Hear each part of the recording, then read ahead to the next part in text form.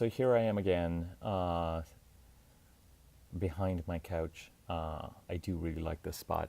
I closed all the windows so there's less ambient noise, and an improvement from what I did yesterday, which was the video on the lunar eclipse, which is happening tomorrow, and the full moon. So things should be a little bit more quiet and peaceful and less eventful than they were in that video in terms of ambient sound. Let's cut to the chase.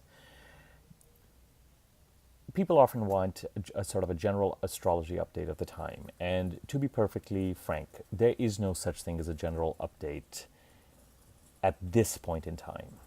The energies really are quite tumultuous, and we are in transition. And if you're not feeling like you're in transition, then I would be grateful. I would say thank you, and I would keep moving. And some of the transitions can be positive. You could be driving some of the transitions. You could find yourself driving transitions as well. So it's not that things are happening to you. It could be that you're also moving things along. But it's not necessarily the most comfortable or peaceful of times.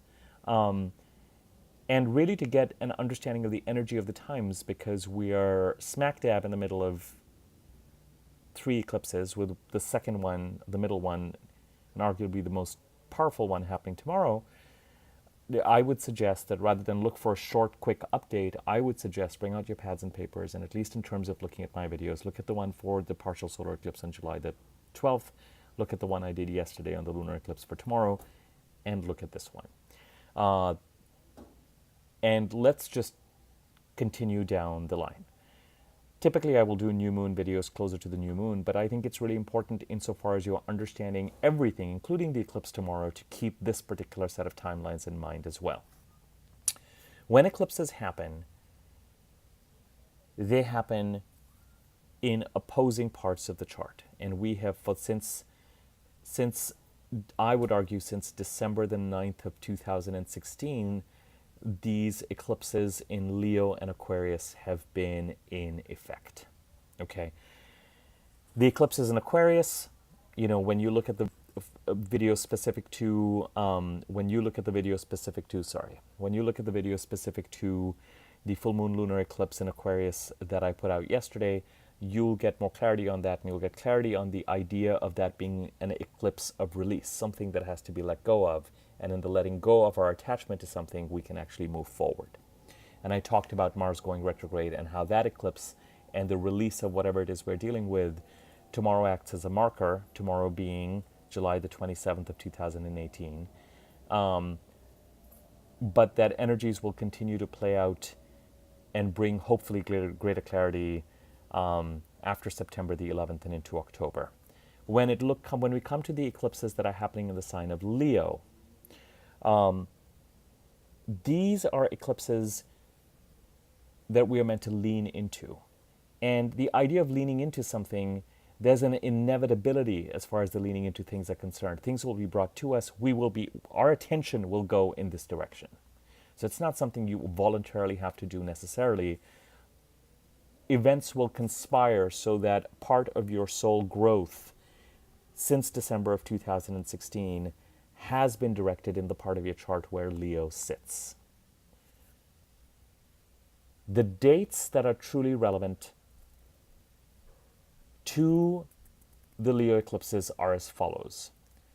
December the 9th of 2016 to February the 9th of 2017, July the 21st or so of 2017 to January the 31st of 2018, and now from August the 11th of 2018 till January the 21st, 2019. Those are discrete timelines. And if you were to say out of all of these, which was the most powerful of the eclipses, I would say that even though there was a lot of energy placed on the new moon solar eclipse in August of 2018, I would actually argue that the December the 9th, 2016 to February the 9th, 2017, the first eclipse, the lunar eclipse that happened in February of 2017, was possibly the clearest and most powerful. But there are billions of us, and the eclipse timelines work interestingly for all of us. Okay? look to these timelines to see, if you do not know where Leo sits in your birth time, on your birth chart, look to these timelines to see what new energies came into your life that demanded attention, and that demanded that you lean into and pay attention to and deal with your evolution through these events or through this subject matter. The reason why I think the July, August 2017 to January the 31st, 2018 time period, as far as the Leo solar eclipse and the corresponding lunar eclipse, solar eclipse late August 2017, lunar eclipse January 31st of 2018 this year, was weaker, was because at the time of the eclipse, Mercury was retrograde. And at the time of the eclipse, new moon, solar eclipse on August 11th, Mercury will be retrograde again. What that implies to me is that the energies of the eclipses that occurred in December the 9th to February, December 9th, 2016 to February 9th, 2017, were stronger, clearer, cleaner, happened, launched us into the eclipses on the Leo Aquarius cycle. When Mercury is retrograde at the time of a new moon solar eclipse, it can mean that developments are occurring, but they are somewhat delayed, or I hate to use this word, and I'm not going to use it.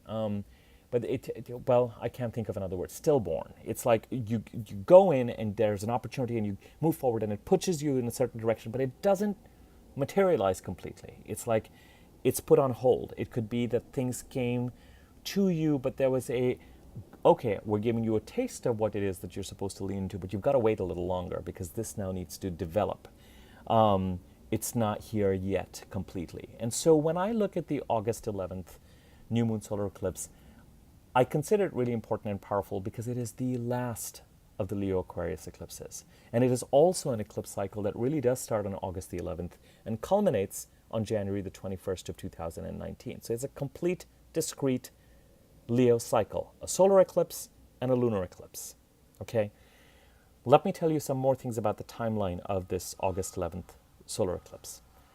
Whenever I see a solar eclipse, I am telling you 2 months after that solar eclipse, which would put us to October the 11th of 2018, you've got to give the solar eclipse 2 months to make clear what it is that it is trying to bring to you.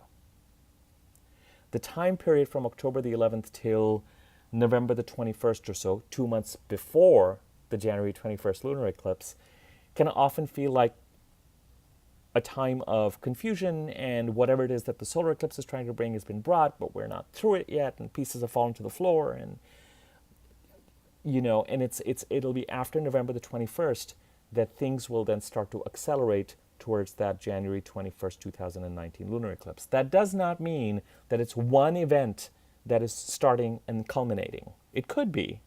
There are billions of us. It's always striking and interesting when I do readings how these energies manifest in individual charts. For some people, the August 11th solar eclipse will bring something within 48 hours to a week. For some people, you're going to have to wait sometime between that time and October the 11th, things will become clearer. For some people, that October 11th date might be quite powerful. Similarly, when we look at the January 21st lunar eclipse, that November 21st 2-month period marker, I would argue, is worth looking at and paying attention to. Mercury being retrograde again at this time, it went retrograde 2 days ago on the 25th and will be retrograde till August the 19th, August the 18th, 19th, depending on where you are. I'm like, again? And I, as an astrologer, really want to see if opportunities that were somehow blocked or went on hold last July, August, September, October, come back up again. As though, all right, we're ready to move forward now. Things coming back from the past. It's also possible and likely that if there are events that are brought to you as a result of this new moon solar eclipse on August the 11th, because Mercury is retrograde, it may be that when Mercury goes direct after August the 18th or 19th, that things shift or change or have to be revised or it's not quite what it seems, typical Mercury retrograde issues. And it may also be that whatever it is that something new, if it's brought to you at this time, has a similar quality that it did last year, which is there was a certain amount of excitement and build-up, and then all of a sudden it's just like, this is not going anywhere. Why is this not going anywhere? Because more work needs to be done. It's as if the egg still, the hen still needs to sit on the egg. So it's very curious to have two of these eclipses in a row while Mercury is retrograde, or while the Mercury retrograde energy is really strong. All the typical things, because this is a video also about the Mercury retrograde cycle, the typical things about Mercury retrograde apply. I know I covered some of this yesterday: technology snafus, delays, traffic, and some of it can be really quite frustrating. So if you're not dealing with Mercury retrograde issues right about now, when Mercury goes stationary and actually starts to go retrograde July 25th, that can be an intense peaking time. And then I would say August the 15th onwards to the 21st, 22nd could be another time when you really feel it at its maximum potency, because Mercury is so slow and practically still in the sky. But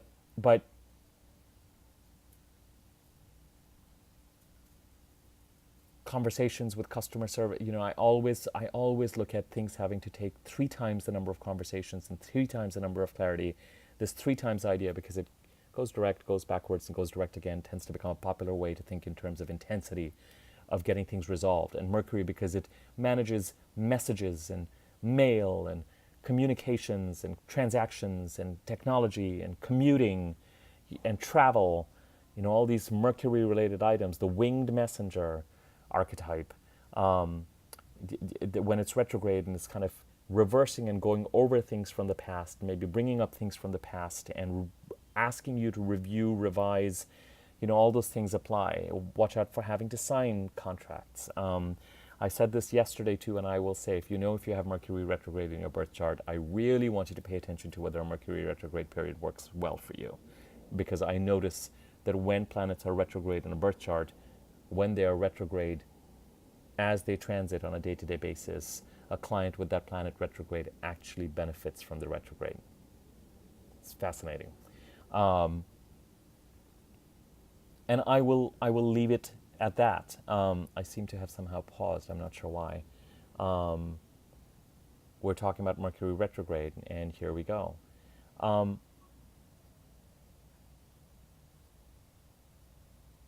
Okay, I'm not sure what's going on. I will check on this. Fascinating. If you can still hear me, the video seems to have stopped, at least in terms of whatever it is that I'm being able to see on my screen. If you can still hear me, let me just go ahead and wrap this up. The new moon on August the 11th will still be a new moon, so things about it will apply. I'm going to keep pushing through this, even though Mercury's retrograde and creating technology issues for me. So things will continue to apply that apply to a regular new moon. As you head towards August the 11th, particularly the 48 hours before August the 11th may feel really dead, because the wave has completely pulled away from the shore and needs to gather a certain amount of energy. Oh, the camera is moving again. God forbid I should talk about Mercury retrograde while doing YouTube Live. Because the wave will have completely pulled away from the shore, and the energy 48 hours before a new moon heading to the new moon can be really dead. But don't be surprised if whatever it is that the new moon solar eclipse is trying to bring you, something happens on the day of or the day before that acts as a precursor to what it is that is trying to start. And then the new moon solar eclipse will happen, and certainly watch the time period 48 hours after a new moon, because it just comes with an influx of energy, and the wave starts to move towards the shore again to crash at the time of the full moon. So watch that time period as new things are brought to you and you yourself start to move forward into the new lunar cycle. As I said, because it's a solar eclipse, the events will unfold over the course of 2 months leading up to October the 11th to make clear what the eclipse itself is bringing you. But as far as the new moon is concerned, it's still inaugurating a 28-day cycle like new moons do. So the 48 hours after the new moon, to a week after the new moon, to 2 weeks after the new moon, just pay attention to what is brought to you. Please do, if you want to, as I said before, you want to get a handle on the energy of this time, look at all 3 videos. Solar eclipse on July the 12th. And I was wrong there. For certain people, I'll say what I was wrong about. I mentioned the 2 month timeline for the July the 12th and things would accelerate, and it isn't that strong.